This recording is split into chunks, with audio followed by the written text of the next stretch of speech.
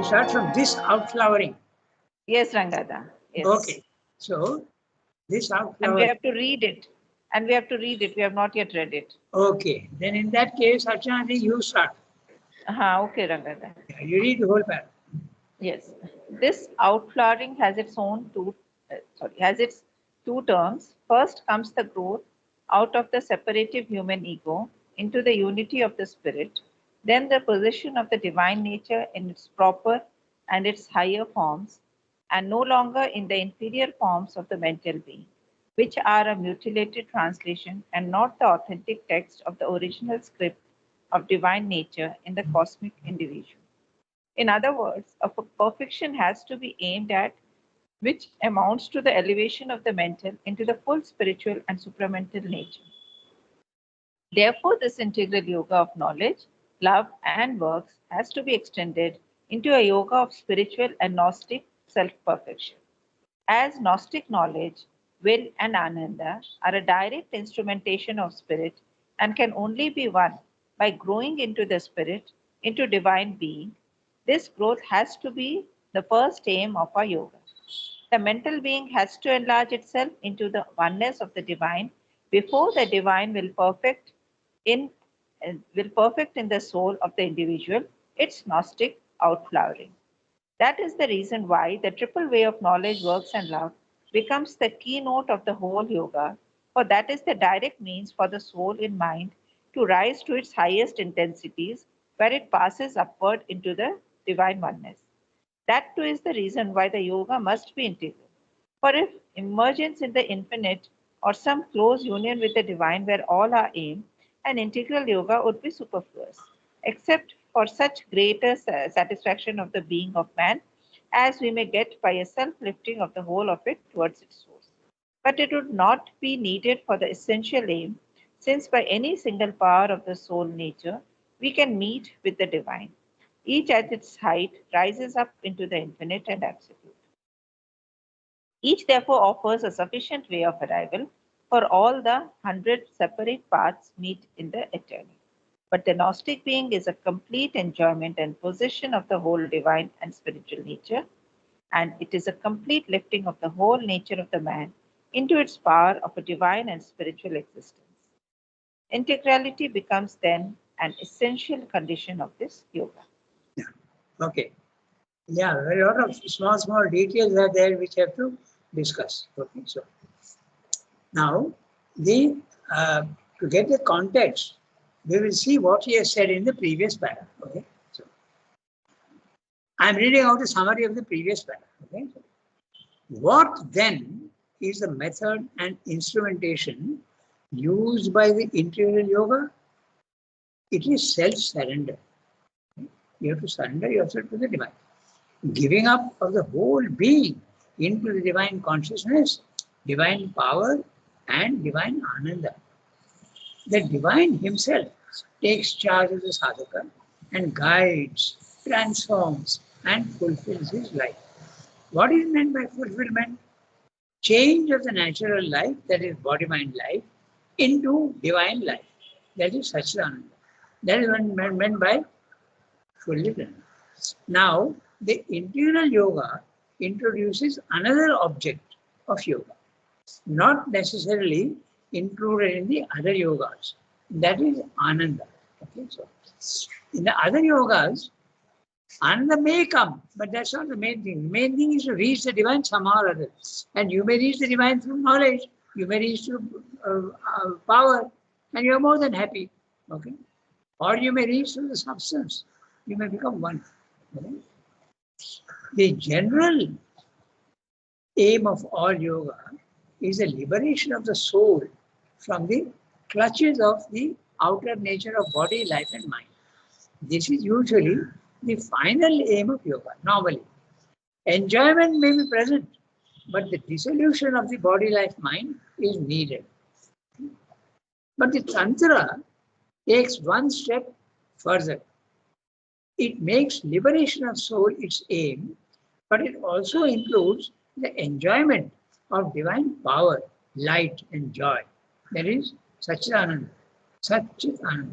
and achieves the final overcoming of all obstacles and dissonances. This is Tantra. So, the integral yoga begins its journey from this tantric secondary aim.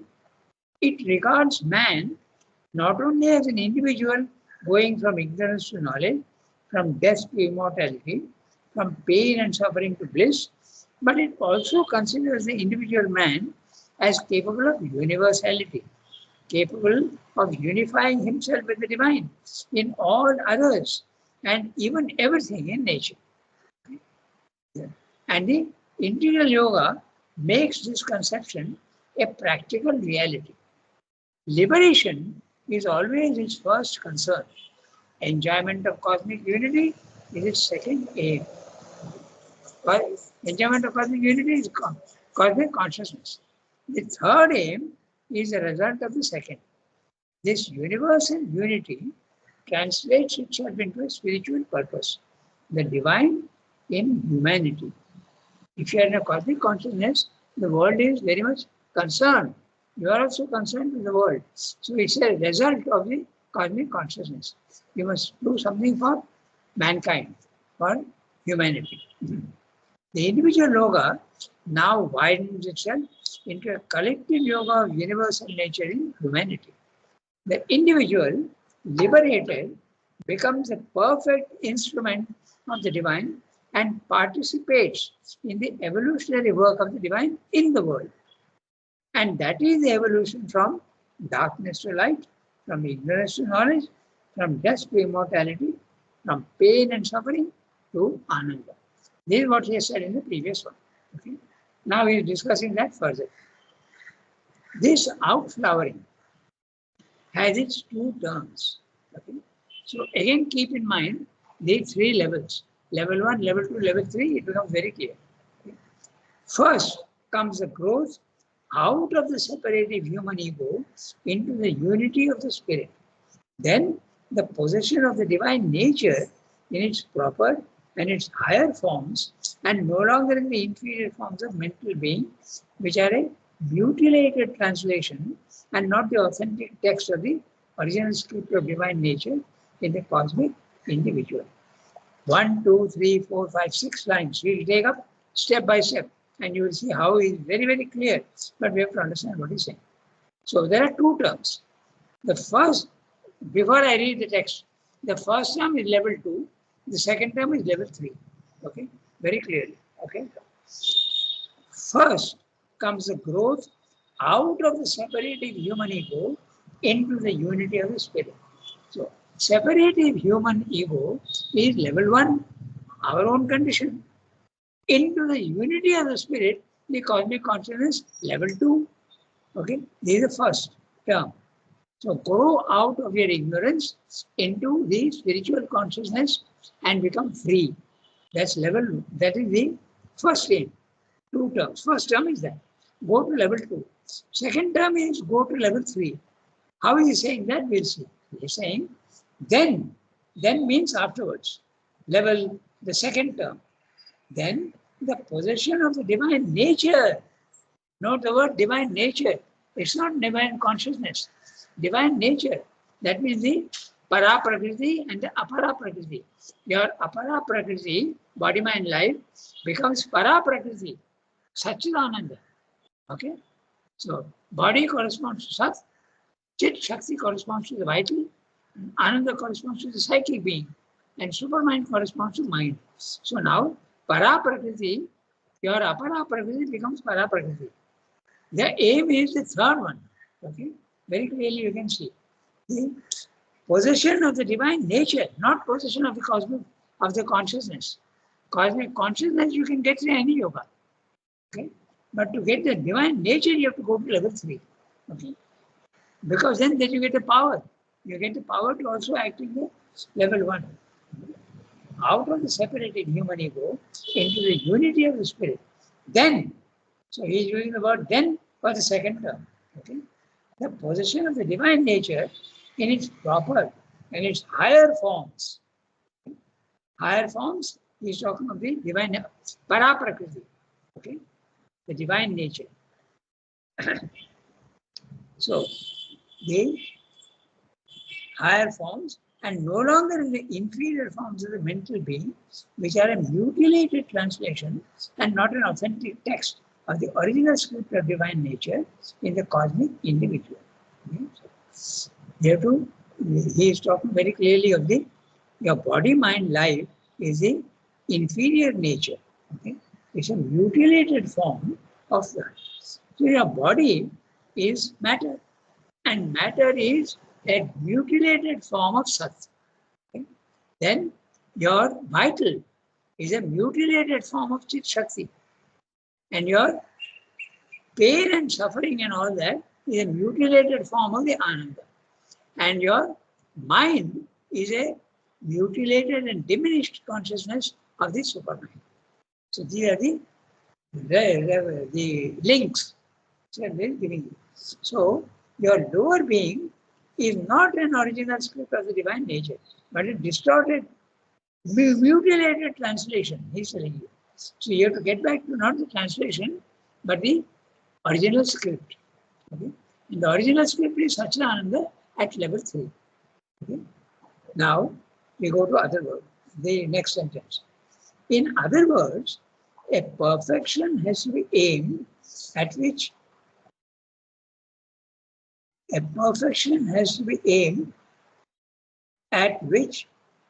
amounts to the.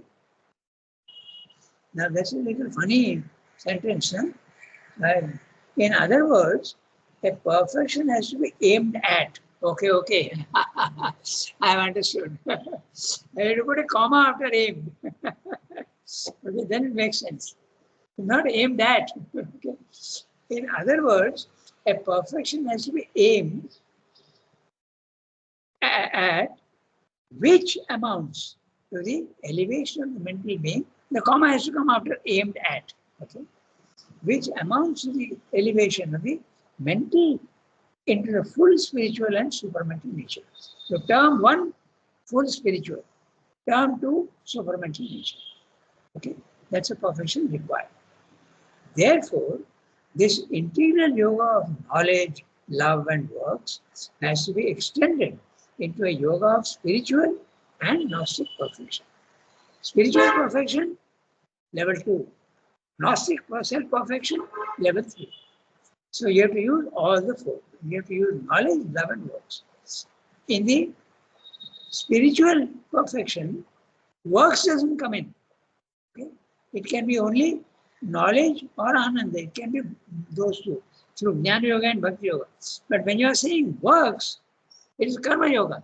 And Karma Yoga means in the physical world. So that's why you have to do all the 3. You have to do yoga of knowledge, yoga of Ananda, and also yoga of works, Karma Yoga. Okay? I hope it is clear, no? So, a Gnostic knowledge. Therefore, the integral yoga of knowledge, love, and works has to be extended into a yoga of spiritual and Gnostic self-perfection. As Gnostic knowledge, will, and Ananda are a direct instrumentation of spirit and can only be won by growing into the spirit, into divine being, this growth has to be the first aim of the yoga. So first aim of the yoga, spiritual perfection. Spiritual perfection, level 2, first aim. Second aim, supramental perfection. The mental being has to enlarge itself into the oneness of the divine before the divine will perfect in the soul of the individual its Gnostic outflowing. Okay. Now the sentence also we have to read very carefully. The mental being has to enlarge itself into the oneness of the divine before the divine will perfect. Okay, not divine will perfect in the soul of the individual its Gnostic outflowing. The sentence is the divine will perfect the Gnostic outflowing. Okay? Will perfect goes together. So before the divine will perfect in the soul, where in the soul of the individual, it's Gnostic outflowing. So first you have to go to level 2, then you have to go to level 3. You can't go to level 3 directly. Rangata, Yes, Rangata, 1 minute. Yes. Rangata, in the previous sentence, as Gnostic knowledge, will Ah. and Ananda are a direct instrumentation of spirit and can only be won by growing into the spirit, into divine being. Yes. This growth has to be the first aim of our yoga. He's talking of our yoga. That means in integral yoga, this spiritual consciousness is the first aim, right? Ah. I can't hear you very clearly, Archana. I don't know No, why. okay, I'll repeat. Now can you hear me? Yes, okay, I can hear you. Yeah, what I'm saying is in the previous sentence, he has written to be the first aim of our yoga. So the That's right. spiritual, so in the first aim is he's talking of the spiritual consciousness, right? The divine being. The previous sentence, as Gnostic knowledge, will and Ananda are a direct instrumentation of spirit and can only be won by growing into the spirit, into divine being. This growth has to be the first aim of our yoga. So this Yes. growth is the spiritual consciousness. Yes, that's right. Okay, that is all. Yeah, level 2. Yeah, that's right. Spiritual consciousness, not the supramental consciousness. You can't go directly to supramental consciousness, not possible. So first you have to get in fact, one of the students also asked me, you are saying that Sri Aurobindo's yoga does not reject the world. But then in the beginning, you have to say, I am not the body, I am not the body, I am not the life. Okay. So then it's a rejection. So in a certain way, you reject the imperfections of the body, mind, life in the beginning, not the world, but you are not running away from the world. You are removing the imperfection, going to level 2. After you have gone there, you can try to get to the level 3. That's right. Okay. So now I go back to the text. The mental being, I think we read that, but I'll read it. And the mental being has to enlarge itself into the oneness of the divine. What is the oneness of the divine? The cosmic consciousness. Okay? Because otherwise it wouldn't be oneness of the divine. Oneness automatically means the cosmic consciousness. Okay? Before the divine will perfect in the soul of the individual its Gnostic outflowing. So you go to level 2, the spiritual consciousness, which is the oneness of the divine. And then after that, the divine will perfect the Gnostic outflowing. The Gnostic outflowing, level 3. Gnostic means supramental. Okay? And what will outflower? Even your nature will become divine nature. In the other yogas, your nature does not become divine nature. You reject the lower nature and go up. But in the integral yoga, you have to perfect the nature also. Okay? So, that is the reason why the triple way of knowledge, works, and love becomes the keynote of the whole yoga. For that is the direct means for the soul in mind. Now note again, soul in mind. We have started from soul in mind. Remember, there is the integral yoga, you start with soul in mind. And the Manomaya Purusha. Okay, you start with that. Manomaya Purusha, the soul in mind. To rise to its highest intensities, where it passes upward into the divine oneness. So, highest intensity is ritual and passes upward, even further up into the divine oneness. That too is the reason why the yoga must be integral. For if emergence in the infinite or close union with the divine were all our aim, were our only aim, an integral yoga would be superfluous, except for such greater satisfaction of the being of man as we may get by a self-lifting of the whole of it towards its source. Okay? So he's saying that if you want only emergence in the divine, and what is the emergence of the divine? Okay, the identification with the infinite. That is the aim of the karma yoga, aim of the jnana yoga. Okay, the sayujya mukti. Sayujya mukti is becoming one with the divine. Okay, for that jnana yoga is enough. You don't need. Or if you want samipya mukti, which is the nearness to the divine, intimacy with the divine, or salokya mukti, bhakti yoga is enough. Okay? You don't need the integral yoga. But if you want to go to the third level and change your nature also, then you have to do the integral yoga. Then karma yoga comes in. Okay. But it would not be needed for the essential aim, since by any single power of the soul nature, which is that either mind or vital, okay, by any single power of the soul nature, we can meet with the divine. Each at its height rises up into the infinite and absolute. Each therefore offers a sufficient way of arrival for all the 100 separate paths meet in the eternal. So if you want to have only meet the divine, which is an absolutely superb experience, but then you may not have the power to act in the physical world with a divine consciousness, a divine nature. That's not possible. So you have to integral yoga. Okay. That's what he's saying here. Single power of the soul nature would be enough, he said, to meet with the divine. Each at its height rises up into the infinite and absolute. One yoga is enough. Each therefore offers a sufficient way of arrival for all the 100 separate paths meet in the eternal. But the Gnostic being is a complete enjoyment and possession of the whole divine and spiritual nature. Whole divine, level 3, spiritual nature, level 2. But it's a complete lifting of the whole nature of man, not consciousness of man, whole nature of man into its power of a divine and spiritual existence. Integrality becomes then an essential condition of this yoga. So integral, that's why you have to do karma yoga also. That's what it's. Okay? So, clear? In very simple terms, the other yogas stop at level 2. They are very satisfied with only liberation and peace. You may get ananda also. You may get a little bit of power also.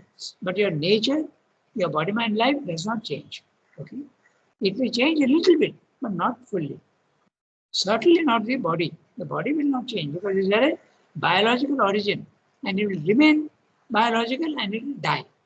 But a supramental body may not die. It may not die. It can be dissolved at will, but not die necessarily. Okay? That's what is clear. Sister has made it very clear what he means by the aim of integral yoga. First of all, lose your ego, lose your identification with body, mind, life, and go to level 2 of the spiritual plane of consciousness. Once you are there on that level, now you try to go even higher up and change your nature also. At level 2, the nature does not change. It may change a little bit, but not enough. You go to level 3, you can change your nature also. Now, we can go to the next para at the same time. So we have got nearly 15 minutes. So we can read the next one at the same time. Archana Di read this one. So next, somebody else can read. Yasmin, do you have the text? Yes, please. Go ahead, read it. At the same time, we have seen that each of the three ways at its height, if it is pursued with a certain largeness, can take into itself the powers of the others and lead to their fulfillment. It is therefore sufficient to start by one of them and find the point at which it meets the other at first parallel lines of advance and melts into them by its own widenings. At the same time, a more difficult, complex, wholly powerful process would be to start, as it were, on three lines together on a triple wheel of soul power, but the consideration of this possibility must be postponed till we have seen what are the conditions and means of the yoga of self-perfection. For we shall see that this also need not be postponed entirely, but a certain preparation of it is part of, and a certain Initiation into it proceeds by the growth of the divine works, love and knowledge. This is the last paragraph of the chapter, and he is telling you the method. He has been talking about the method of yoga, and we have seen that the method is self-surrender and worship of the Divine Mother. These are the two main planks of the integral yoga: self-surrender and worship of the Divine Mother, asking her to do the yoga for you. Now it's very interesting. He's bringing another point, and we'll go back to the earlier chapters. Okay, I'll tell you what the three characteristics of the integral yoga is. Now, I'm reading each sentence. At the same time, we have seen that each of the three ways at its height, if it is pursued with a certain largeness, can take into itself the powers of the others and lead to their fulfillment. Now, if you remember, in the earlier chapters, he has said that if you follow the Jnana Yoga, okay, you start with Jnana Yoga, you come to know more and more of the divine. And when you come to know more and more of the divine, he is so perfect that you will start loving him. Okay, so this is the Jnana Yoga merges into the Bhakti Yoga. If you follow that, there is a certain largeness. Okay, then if you start with the Bhakti Yoga, you come to relation with the divine, more intimate relation with the divine. And when you have an intimate relation with the divine, or anybody, even a human being, you come to know him more and more. So it becomes Jnana Yoga. So if you start from these two, naturally it will become that. And both these energies combined, your works in the physical world will become perfect. He has said this much earlier, that if you follow with a certain, but Jnana Yoga pursued with the method of the integral yoga. Bhakti Yoga pursued with the method of the integral yoga, not the other method, but the method. What is that method? Surrender to the divine and asking for help and asking Mother to do the whole thing. Adoration of the Divine Mother. Okay. And also the other methods are constant aspiration, constant surrender, and constant rejection of everything.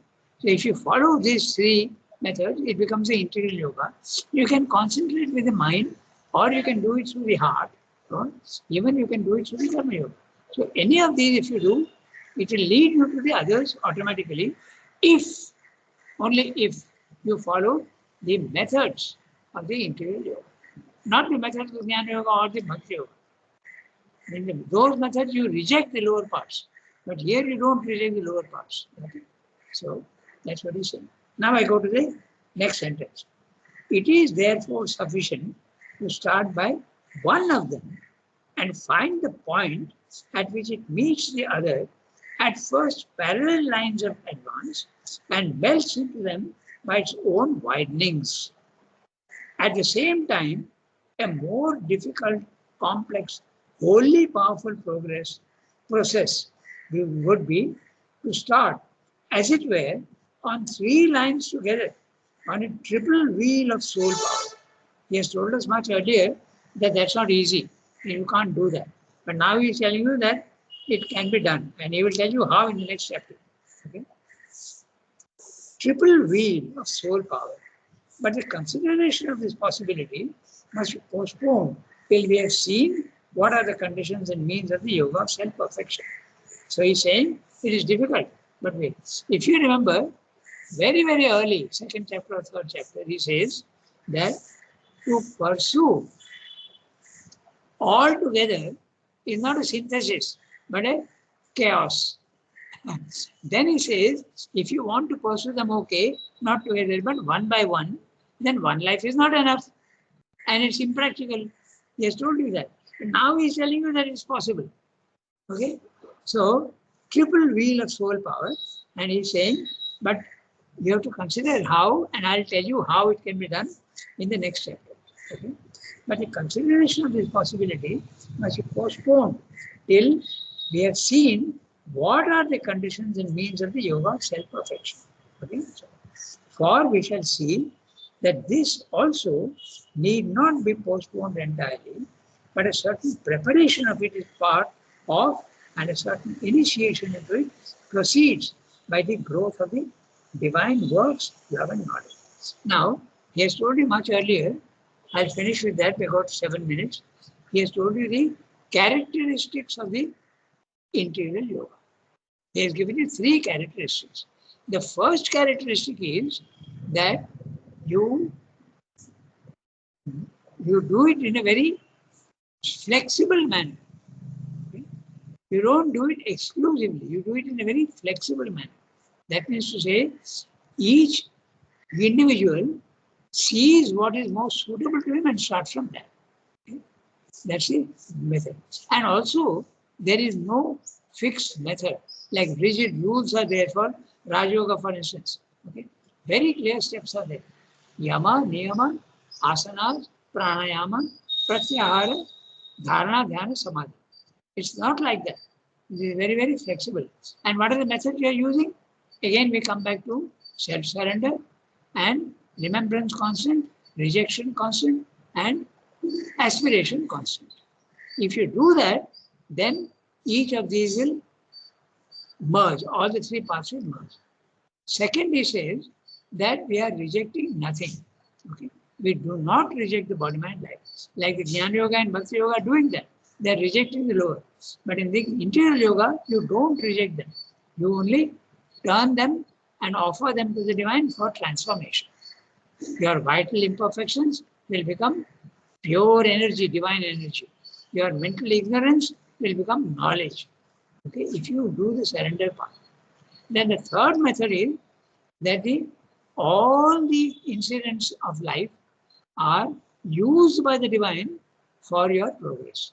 In other words, happy moments and also unhappy moments. The interesting, the good fortune and also the bad fortune also is used by the divine. Okay. There are 3 methods of the integral yoga. So now he is telling you that we can do all the 3 together, but we'll have to consider how it can be done. And that's the next chapter, the integral perfection. So next chapter he will tell you how it can be done. Okay? So it's 8:36. So they have got 4 minutes. If there are any questions, we can take up. Okay? Now you may be puzzled. He is telling you that even in the integral yoga, you can start with the mind or you can start with the heart. You can start with Jnana Yoga or you can start with the Bhakti Yoga. Then what's the difference between the others and this? The difference is the method. The method is, as I said again, constant aspiration. Rangada, Yes, tell me. in the previous paragraph, the last sentence, could you please elaborate on it a little? Yeah. But the Gnostic being is a complete enjoyment and possession of the whole. Sorry, last but one sentence. Okay. But the Gnostic, a complete enjoyment and possession of the whole divine and spiritual nature. Okay. And it is a complete lifting of the whole nature of man into its power of a divine and spiritual existence. Okay. Integrality becomes then an essential condition of this yoga. These 2 sentences. Last sentence is okay, clear. But why does it become an essential condition? That is saying in the previous sentence. I'm just trying to get the text. Last 4th line, maybe 4th or 5th line. I have a different book. On which page? Just the previous paragraph. Just the previous paragraph, Rangada. You read integrality becomes then an essential condition of this yoga. Just the previous paragraph. Last but one paragraph, last 4 lines. PH 614. Integrality becomes then an essential condition of the yoga. The sentence before that, Rangada. Okay. Yeah. So that is, but the Gnostic being is a complete enjoyment and possession of the whole divine and spiritual nature. Right. I can understand this. Okay. He is saying that if you go to the spiritual level of consciousness, level 2, you may not get Ananda and you may not get the power. And even if you get it, it will be only not together. It can be a little bit of power may be there, or a little bit of ananda may be there. Okay. But in the Gnostic consciousness, all will be there together. It's a complete enjoyment and possession of the whole divine nature and spiritual nature. So, possession of the whole divine is in consciousness and also spiritual nature. So, it will be both Chit as well as Shakti. In fact, it will be Purusha and Prakriti. Spiritual nature is Prakriti. In the other yogas, the Prakriti is not there. The Prakriti is rejected. Okay, you are satisfied only with the consciousness of the divine. Is that clear? Maybe not. Yes, Sangata. Yes, Sangata. Yes, Sangata. Yeah, He's continuing. I think he's explaining that again further in that sentence. that's And it. it is a complete lifting of the whole nature of man. Yeah. Which again, whole nature means he's talking of the Shakti or the Prakriti. That's right. Whole Into nature its means power of man. Okay. yeah, body mind life. Yeah, that also has to be given to the divine. You can't leave the body mind life as you do in Jnana Yoga and Bhakti Yoga. You don't care for the lower being. But in the Jnana, in the interior yoga, you have to take care also of your body mind life because you are going to work in the physical world. So that has to be perfect. Otherwise, it will be imperfect. From the spiritual plane of consciousness, the divine will work through you in your imperfect body mind life, and the result will be imperfect. But if you go to the third level, the divine will work through you, but now the work will be perfect. That's why you need all the three. Okay, that's what he's saying. Integrality then becomes an essential condition of the yoga. Normally, in the spiritual planes of consciousness, you don't get all. You may get only knowledge of the divine, or you may get only the union with the divine peace, or you may get a touch of ananda, but not everything together. That everything together, knowledge, will, ananda, all will be there only at the third level. That's what he's saying. In the earlier Thank you, Ranga. chapters, Yeah. in the Yes. earlier chapters, he has said that you first need the two grapple hooks. One is to open to the psychic being, and the other is to make your mind silent. Yes. That means if you don't make your mind silent, you cannot go to the higher mind. Yes, that's more or less correct. Okay. You can go to the, if you go to the, through the psychic being, your nature will start getting purified, but you won't have the knowledge of the divine. You have not gone up. Level 2 is not reached, even when the psychic opens. The psychic starts purifying the body mind life and making it ready. But it does not necessarily go to the, so you have to make your mind silent if you want to go to level 2. But going to level 2, going to the Brahmic consciousness becomes much easier if the psychic is open, because it purifies the body mind life. That's why Sri Aurobindo says my first aim is the psychicization. Second aim is the spiritualization. And the third aim is the supramentalization. Then you can become a perfect instrument of the divine. If you only psychicize yourself, you can become an instrument of the divine, but it won't be perfect.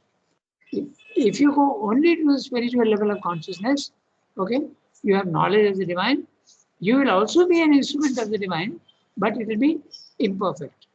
In fact, even now, even in our ignorance of level 1, we are instruments of the divine through nature.